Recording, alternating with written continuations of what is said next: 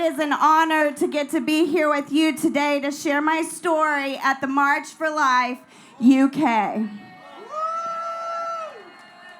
We join together today to celebrate life, to stand for life, and to acknowledge that women are strong enough and capable of motherhood. Can you say that with me?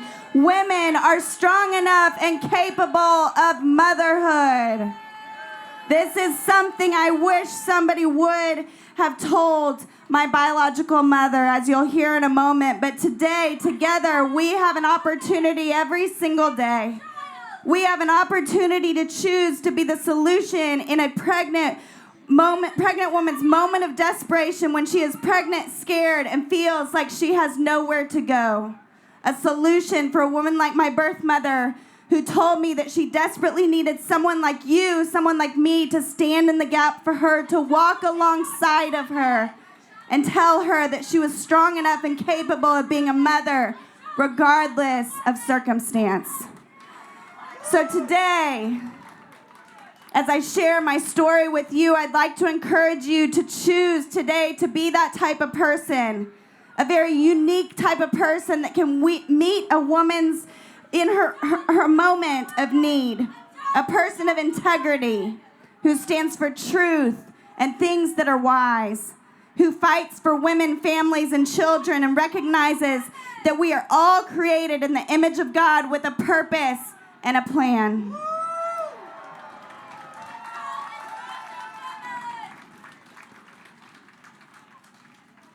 I was adopted as an infant into an incredible home.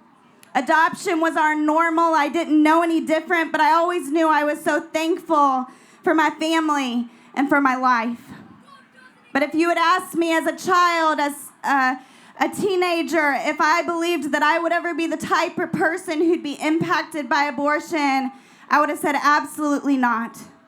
But when I met my birth mother, I realized, maybe like you, that what I believed about abortion was a lie, because I am the type of person who has been impacted by abortion.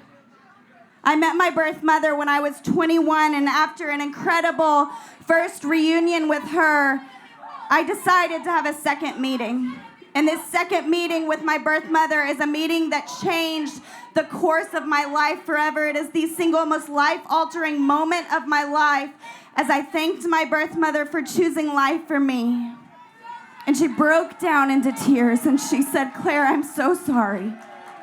I'm so sorry I didn't choose life for you. Your life is a miracle." And I remember being so confused in that moment, thinking, what does this mean? And she sat me down and she began to describe to me being pregnant at 13 years old and being told that there was one choice for her, and that was to have an abortion. And my birth mother did. She had an abortion at 13 years old in a doctor's office, surrounded by a doctor and nurses who never once spoke to her and asked her what her choice could have been, never told her that she was strong and capable of motherhood. Instead, they told her the biggest lie, that abortion would help her, that she could go home and go back to life as normal. But she said, I couldn't.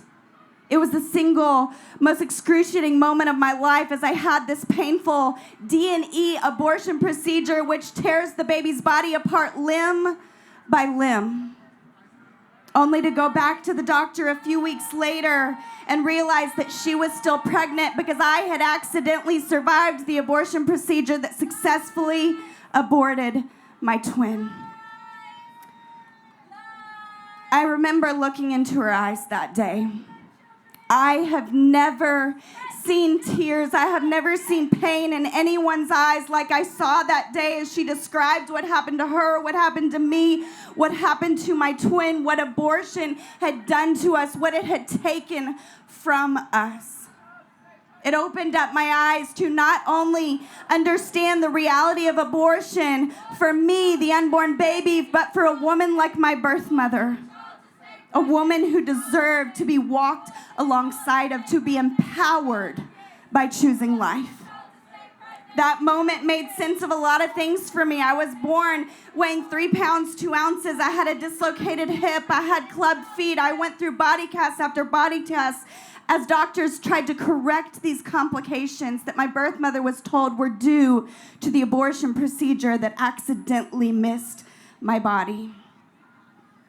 But in that moment, as I looked into my birth mother's eyes, I remembered how I had been raised. I had been raised knowing the forgiveness of God that forgives all who believe in him, who place their trust in him. And I knew that that was available for my birth mother too. And I chose to forgive my birth mother. I chose to forgive those who made this choice for her. I chose to forgive the doctors who caused these complications for me and for my twin. I believe that God gave me my story for such a time as this, because today you get to see the face, know the name, and hear the experience of the aborted baby. When people talk about women's rights, they're forgetting something very important, a detail that cannot be left out. You know, and I know, I was not my birth mother's body.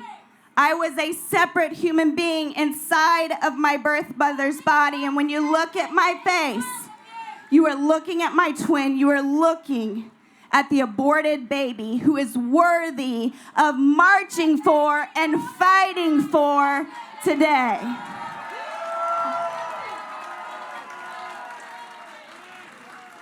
The circumstances surrounding my birth did not define my humanity. My life was not somebody else's choice to make. But the baby, me, the aborted baby, is not the only one disregarded and dehumanized by abortion. I agree, women matter. I know for certain that abortion did not empower my birth mother. It disregarded her. Abortion told her that she wasn't capable of motherhood, that she wasn't worthy of walking alongside of. It ended the life of her baby. It upset her life for many, many years. As you've heard tonight, abortion is not health care, and it certainly does not empower.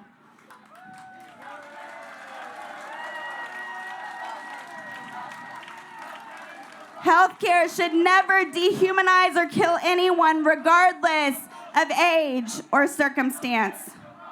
I've realized something as I've heard the testimonies of so many others who have been impacted by abortion over the years all over the world. If we can dehumanize unborn human beings, our own children, we can dehumanize anyone or anything. And I believe that is what is happening right now across the world. Abortion is the greatest injustice of our time.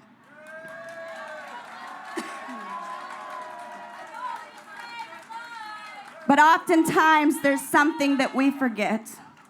Abortion never just impacts one woman and one child. There is a generational impact to abortion. I realized this the day I became a mother. The day I realized that my daughter wouldn't be here if I hadn't survived the very abortion procedure that was meant to end my life. Today, you are marching not just for the baby, not just for the woman, not just for the family, but for future generations.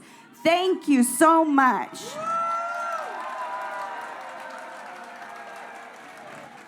So I have a question for you today. What would it look like for you? What would it look like for us if we let the reality of what abortion is and what it does move us to action beyond the March for Life UK today? I think it would look like being pro-life, not just with our words, but with our actions. Supporting organizations like pregnancy centers who are providing everything a woman and family needs to choose life. And walking alongside women and families in our communities. We must unite for life. We must unite for babies, for women, for families. We must get uncomfortable as we step out in faith to stand for life and extend grace and forgiveness to those around us, we must not remain apathetic or silent when it is life or death for somebody like me, somebody like my twin, somebody like someone in your home.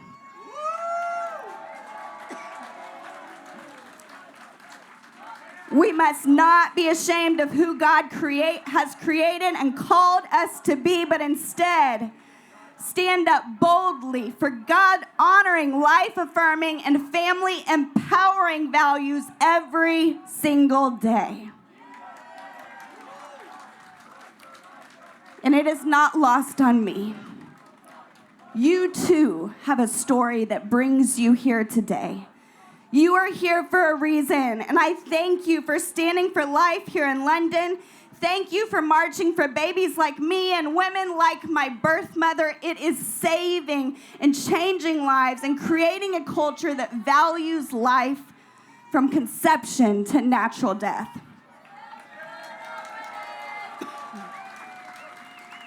Because of each of you and your unapologetic stand for life and support of mothers, families, and life-affirming organizations here in the UK, we are creating a culture of life right here, right now.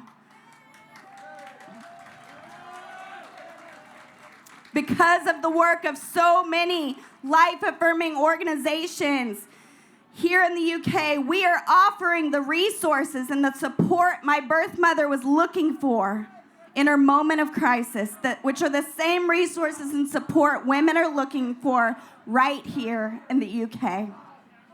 While we celebrate life today, we must march onward, remembering our real work begins right here, right now, as we join hands with women like my birth mother in their time of need and unapologetically use our voices, our connections, our resources, and our gifts to create a ripple effect in our communities until everyone in the UK and across the world knows that they do not have to walk alone. Because today, we unite and we fight for life. Thank you so much.